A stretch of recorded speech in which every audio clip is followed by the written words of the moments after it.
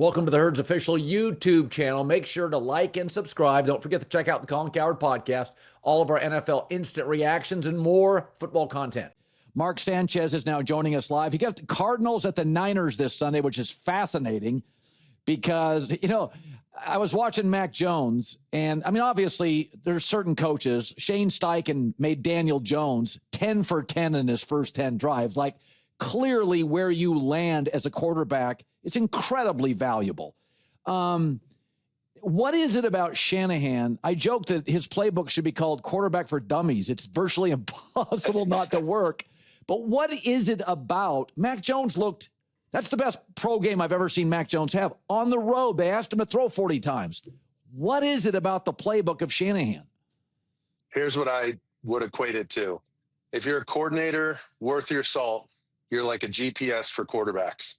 It doesn't matter who's driving. I'm going to give you a roadmap, and I'm going to provide you with turn-by-turn directions.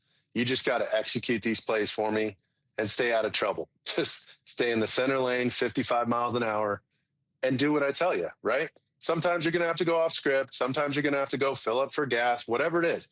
But they're going to give you the roadmap. So the McVays.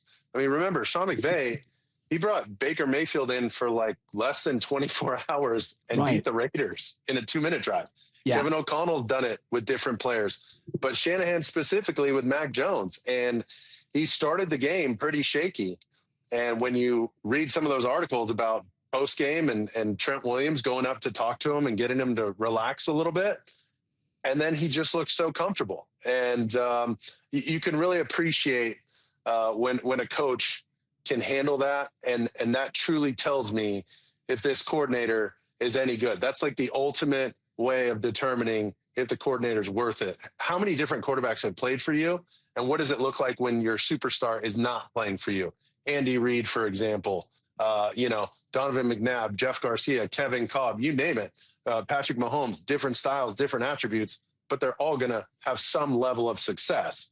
Jimmy Garoppolo, Brock Purdy, now Mac Jones. So this is no different for Kyle Shanahan. The thing that I'm almost more impressed with is how he's doing it with the O-line, the patchwork O-line that they're having to use right now because they are banged up, and they still find a way to get the ball to the playmakers and get the quarterback to play at a high level. I know you've looked at Arizona. 10 teams in the league are 2-0, 10 are 0-2. We know that doesn't mean everything, but Arizona to me has a lot of good players. I don't know if they have the depth, the consistent line play. They're 2-0. Now they face the Niners. Do you buy Arizona's 2-0 start? Because the Rams started, Denver started, Baltimore last year started off slowly and made the playoffs. Sure. So 2-0 doesn't guarantee anything. It doesn't guarantee anything. However, stealing these wins early on does set you up for success later on in the year. You're not chasing potentially another team and keeps you in pace for the divisional race. The themes there really are, I do think Jonathan Gannon's brought a strong culture to their team, and it's a balanced offense with Drew Petzig. And basically, Kyler Murray's playing efficient football. He's avoiding a lot of the negative plays. It's making the timely throws, and James Conner, his ability to run downhill fuels the play action. That's what really gets his team going. And then Kyler picking and choosing his spots to run. I know people make the joke about, the way he runs, he kind of looks like the toddler running around with the remote control, and nobody can catch him. Like, you just can't corral him. And so when he does that the right way, gets down, doesn't get hits, and then decides to make throws as he extends plays and completes them, it's some of the best in the league. You can put him up there with Josh Allen and Lamar Jackson in those extended play, scramble mode situations. My only concern is the mounting injuries. That's really going to test the depth and sustainability of this defense. Remember, Jonathan Gannon, he wants to confuse you with some of those looks in the back end, and they're down a ton of players. Their defensive backs are depleted. So how exotic can you get with these coverages? How much, when you get exotic with coverages, you better communicate. So it's going to be more of an emphasis on guys like Budda Baker to stabilize that unit in the back end. So Nick Sirianni always surprised me. I thought I did his first press conference. I'd called people in the league, and they're like, I don't know if he's quite ready to be a head coaching job. but he's really done a good job, and he works in that city with that culture. And I think, by the way, I think it's also fair to say that people do get better at their jobs, not just quarterbacks, but coaches. Brian Schottenheimer, I was told by people I trust, he hadn't interviewed for a head job forever. He was kind of an old school offensive guy. And then I've watched them the first 2 weeks. Dak looks great. Clock management's good. Not a lot of penalties. They're getting the ball. I mean, they've created run lanes. I mean, I got to be honest. I'm surprised. I thought this team could be a bit of a mess. I think they've overachieved offensively. You've watched them. You know Schottenheimer, do you not? Yeah. Well, he was my coordinator for my first 3 years in the NFL. And the year before I got there, so 2008, he was the coordinator for Brett Favre. They acquired Brett Favre. Well, Schottenheimer was a disciple of the, Zampese system and North Turner system. So that was all numbers. You basically used 3 numbers to tell the X, the Y, and the Z receivers where to go. And then you'll add a tag for your slot receiver on what his route is. Well, Brett Favre, that didn't jive with him. He was a words guy. He was an old school West Coast guy. And so there was a clash there. Well, Shotty adapted the whole system, came up with code words that Brett Favre used. So when I get there, he basically asked me, all right, what do you want to do? Because the coaches, the other players on the team, we might know the system that we ran last year, but just because we can talk about it, if the quarterback can't talk about it, we're all getting fired anyway. So what hits your brain? And I know for a fact the last few years, working with McCarthy and Dak, keeping some of those core principles, inserting some of the stuff that he's used throughout his storied and long career in the NFL. He's been a coach for over 20 years, just never a head coach. He's got the pedigree because of his dad and all the success that Marty Schottenheimer had in Kansas City. So he was primed, poised, and ready to go. And now he's got history with Dak. They're speaking the same language. And then the last point is Dak's health. When he's healthy, he's recognizing stuff. He's communicating with his coordinator. He's executing at a high level. And it's obvious. It's palpable. I mean, look at the clip after the game of these guys in the locker room celebrating an absolute monster win in overtime against a divisional rival. And he said, on this team, we celebrate really cool stuff. And so he calls out each guy's accomplishments from the game. So-and-so scored a touchdown. Yes. And the team is like fired up.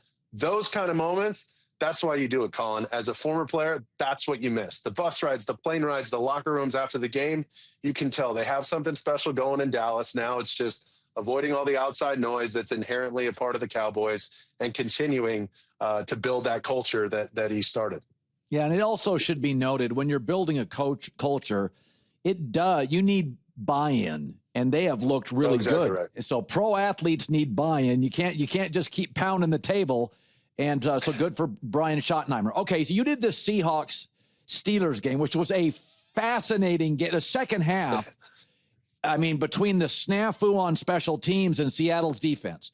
So I want to start with Pittsburgh, because I had said coming into the season, they haven't been able to create cohesion in their run game for 7 years. And Aaron just came from the Jets, who didn't run well. And now he's going to the Steelers. And I said, it's going to look like a better version of the Jets, a 41-year-old quarterback who doesn't want to run around without a run game. That is a big ask. By the way, before we wrap it up, Justin Herbert, a head coach often in the NFL can help with personnel. Offensive coaches tend to be better at developing run games and offensive lines. If you look the last 6 or 7 years, the better offensive lines in the NFL at the end of the year are often offensive coaches. Harbaugh.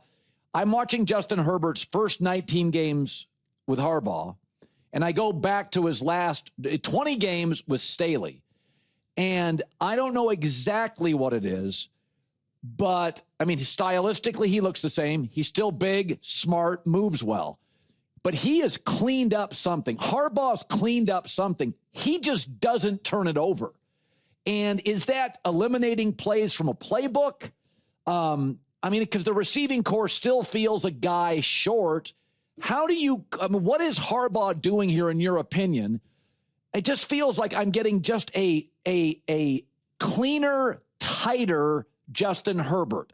Still big, still moves, still big arm, still accurate, but it's different. What do you think it is? I think he's starting to reach that point in his career where his structure, the protocols in place, the preparation, and understanding the reads are really starting to fall in line. That Rolodex of coverages that you've seen versus specific plays are just coming up to the forefront of his mind, and he's also understanding this is where quarterbacks really take the next step in their maturation process. We're not just running plays on the field ever. In practice, you're running a bunch of plays, but you're practicing specific situations.